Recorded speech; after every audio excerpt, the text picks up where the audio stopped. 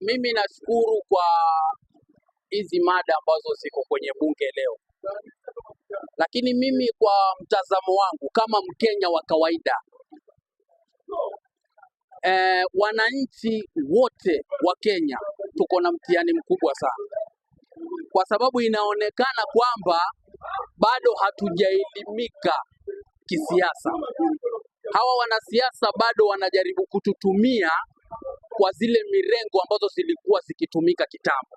Kwa mfano, siasa za kutumia pesa, siasa za kutumia midomo ya kirongo na kudanganya ambazo haziko kwenye ground, ni siasa za kudanganya Wakenya.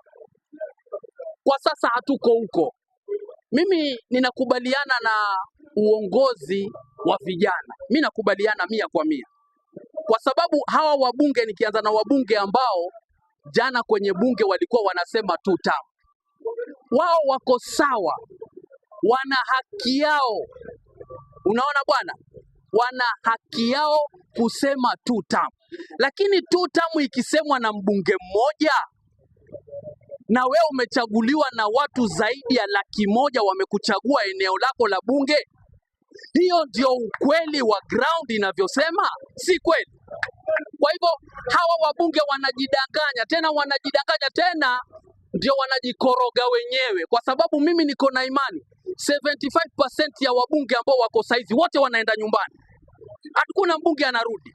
Mimi nawaambia wabunge wote watakuwa new. Lile bunge tutalitengeneza 2027 litakuwa ni bunge jipya la watu wenye mawazo mapya, litakuwa ni bunge la watu ambao watakuwa hawana ukabila, litakuwa ni bunge ambalo watu watakuwa wanaangalia kazi zinafanywa namna gani, the way vile iko.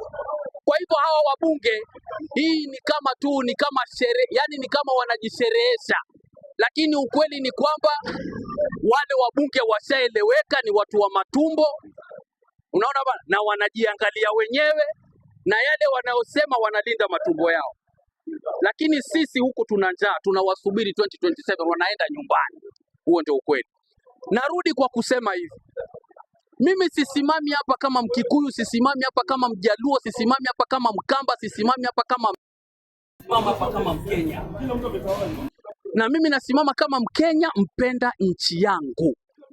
Hizi story ambazo mimi nazisikia, sijui Mkikuyu alipigia Ruto, sijui nini, hakuna. Mimi nilikuwa mtu wa kwanza kuvote Ruto, lakini si kuvote Ruto kwa sababu ni Mnandi mwenzangu, hapana. Si kuvote Kibaki kwa sababu ati Kibaki ni Mkikuyu mwenzangu, urongo. Sitavoti Kalonzo ati kwa sababu Kalonzo ni Mkamba mwenzangu, hapana. Nahitaji sera zitakazopeleka nchi mbele. Hiyo ndio kitu mimi nahitaji. Sitaki maneno mengine mimi. Wewe ukija na sera nzuri ambaye najua hili taifa linaweza kwenda mbele kiuchumi, kimaendeleo, unaona bana, kidemokrasia, unaona bana, kuangalia wananchi wanahitaji nini na kuwasikiza wananchi waliokuchagua, wewe ndio utakuwa ni kiongozi mzuri, unafaa kuchaguliwa kwenda pale mbele kutetea wananchi wa chini.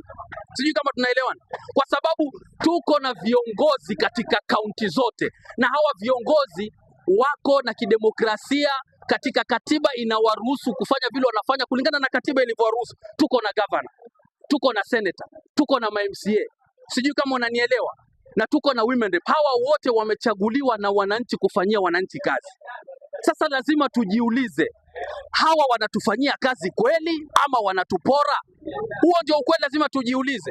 Lakini unaposimama hapa kusema ati ya kwamba safari hii Wakikuyu hawatapata, tunataka kupatia kabila ingine, wewe unajidanganya katika mawazo yako, kwa sababu maybe labda utachukua weke pale, lakini pengine labda zile sera ambazo unataka ufanyiwe hata kufanyia.